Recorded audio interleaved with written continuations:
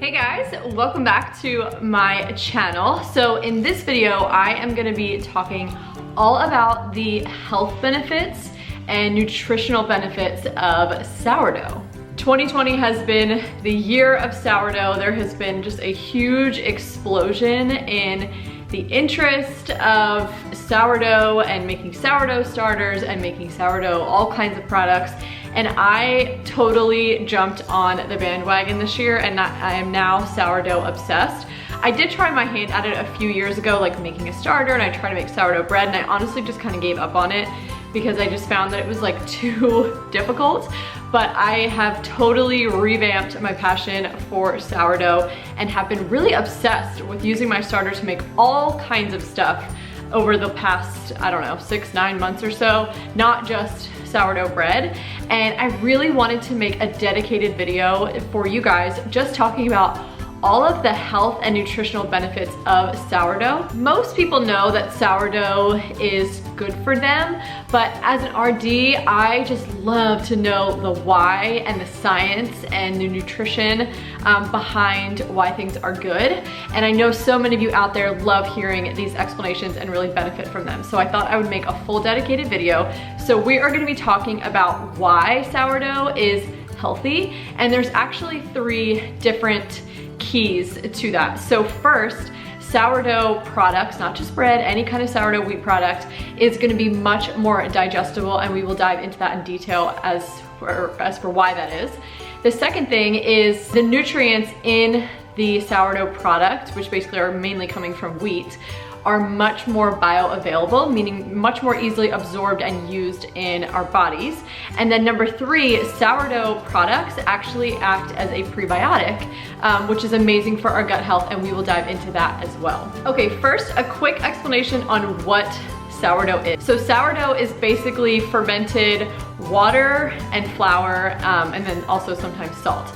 So you can make any kind of wheat-based product, whether it's bread, whether it's pancakes, whether it's English muffins, whether it's waffles, I mean, the list goes on, tortillas, anything that is wheat-based, you can long ferment and therefore sour the dough and make it sourdough. This is actually how our ancestors have baked bread well before us, before yeast, you know, in little packets at the grocery store was even a thing. So you can actually ferment dough, and that is what creates, it's essentially what is the leavening agent in bread, and you actually don't need to add additional yeast because there's actually yeast already in there, and we will describe kind of how that works.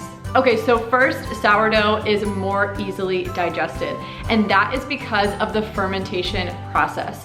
So to understand kind of what is happening during the fermentation, you actually have to understand what is at play as far as the yeast and bacteria. So if you're going to make any kind of sourdough product, you have to start with a starter culture, a sourdough starter. I have an entire video and in-depth blog post all about how to make one of these if you'd like to start one yourself. But a sourdough starter is basically a colony of microbes in a jar of flour and water. It is alive, it is bursting with bacteria and yeast, and when you take this starter and you add it into a recipe that you're going to then make bread or pancakes or whatever, it's going to ferment all of the flour that's in there, and it's going to essentially transform all of that wheat. So there are 2 main things at play here when it comes to this fermentation. So we've got lactic acid bacteria, and then we also have wild yeast. So the lactic acid bacteria actually produce organic acids. So these organic acids are actually what go on to taste or change the taste, the nutritional value, and also just the digestibility of the wheat.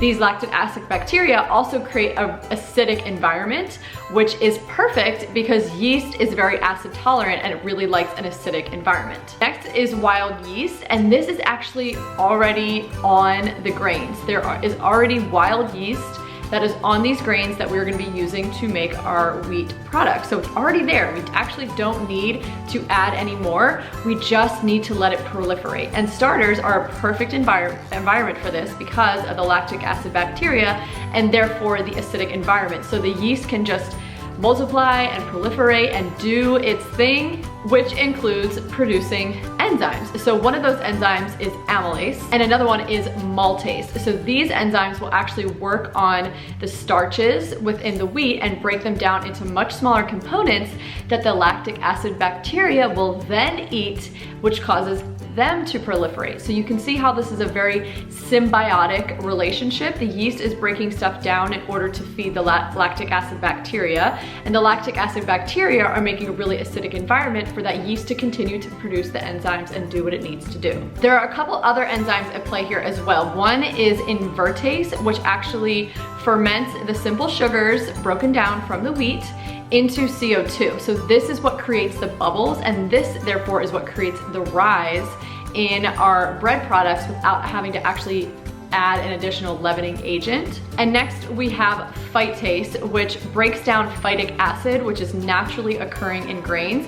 Phytic acid is actually an anti-nutrient, so by degrading the phytic acid, it actually frees up a lot of the nutrients that are naturally found in bread and therefore makes them more bioavailable. And phytic acid breaking that down also lends itself to creating a more digestible end product as well. Now, another thing that's going on, I know that this is kind of complex, it's so fascinating, but another thing that's going on in the background while all this fermentation is happening with the bacteria and the yeast and all of this is happening, there is also going to be really the degradation of gluten. So gluten actually gets broken down. So specifically, this long fermentation process will actually break down a couple different proteins that are found in gluten, which are gliadin and glutenin. So the reason these proteins are able to be modified and therefore degraded is actually through some of their amino acids getting digested. So there is a couple amino acids, one called proline and one called glutamine.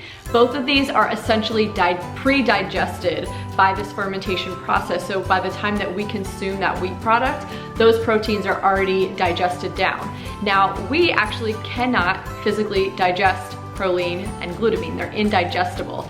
So this fermentation process that happens to the bread or the bread product through, souring the dough actually breaks it down ahead of time for us so that we don't have to digest it, and therefore we don't have these indigestible amino acids in our guts. Woo, that was a lot, but it's so fascinating, you guys. So that is how the fermentation actually works. That is how these certain proteins and amino acids get broken down that specifically degrade the gluten and the specific proteins in gluten and the amino acids that make this bread, sourdough bread products much easier on our digestive system. Okay, next I want to dive a little bit more into the bioavailability of the nutrients in sourdough products. So I kind of hinted at it earlier with phytic acid.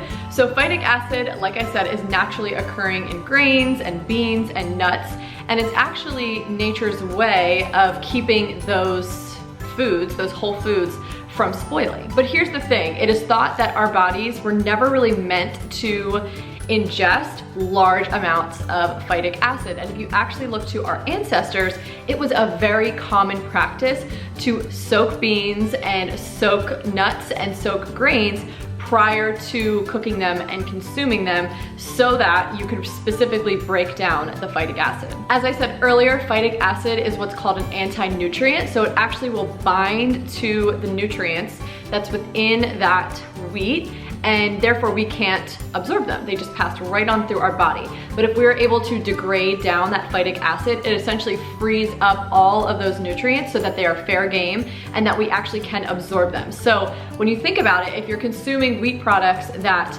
are not, the grains are not soaked before they're consumed, or they don't go through this long fermentation process, all of these bread products are going to have, plentiful amounts of phytic acid. So if everything that you're eating is just a modern wheat product that was not either soaked or fermented, you are really missing out on a lot of the nutrients that are within the wheat. And the practice of either soaking grains or fermenting grains before eating them really has kind of fallen out of our culture. Now, obviously it's not a completely dead practice, it's still around, but it's most definitely not the norm. And it's kind of interesting that a lot of people these days can't really handle grains as much as they used to. I mean, they used to be a daily staple, like absolute staple in the diet. And now you see so many people nowadays that really can't handle modern wheat the way that it is prepared. So it's all kind of very interesting. Pre-industrial revolution, all bread products went through this long fermentation process.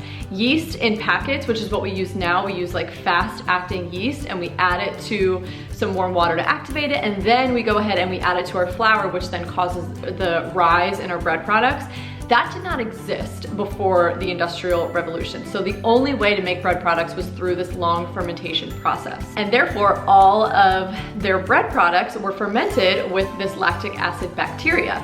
So once you ditch that practice and we just skip over all of that long fermentation with the lactic acid bacteria and we just skip right to the fast acting yeast, we're missing this kind of middle piece, which that middle piece is so important because it improves digestibility, it increases the amount of nutrients that are available for our bodies to absorb, and it also acts as that prebiotic for our guts. So the fermentation is really the key here, and again, it's something that has kind of fallen out of our culture. And most definitely when you go to the store and just buy any old loaf of bread off the shelf in the plastic bags, none of those have gone through, this long fermentation process. Now, lastly, I want to touch on the fact that it's a prebiotic. So a prebiotic is different than a probiotic. A prebiotic essentially is food for probiotics, or food for the intestinal bacteria in our guts.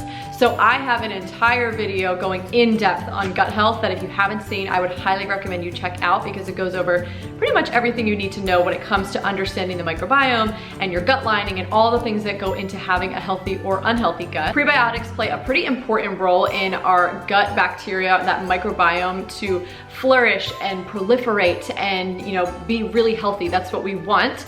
We can get probiotics through foods or supplements, which is going to help diversify the actual bacteria, because probiotics are actually those bacterial strains found in our gut. They can diversify and they can, replenish and add to the gut bacteria, but the prebiotics are actually what's going to feed them. And this isn't, you can find prebiotics in all different kinds of foods. Sourdough is just one of them. So those are the three main benefits to consuming sourdough when it comes to health and nutrition.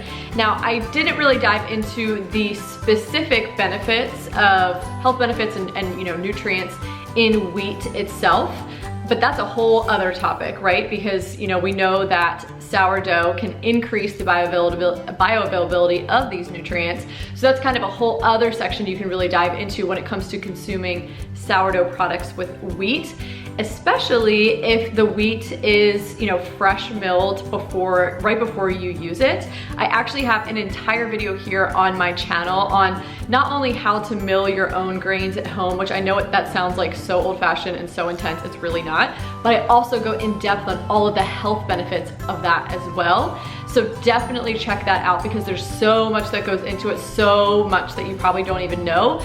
The flours sitting on the store at the shelf are just so nutritionally poor in comparison to when you mill flour fresh. That is all I have for this video today, guys. I hope that you learned something from it. I hope that you will try some sourdough. Check out my how to make a sourdough starter video and blog post that I will have linked below for you guys so you can get started on your starter. Thank you guys so much for watching, and I will see you guys in the next video. Bye!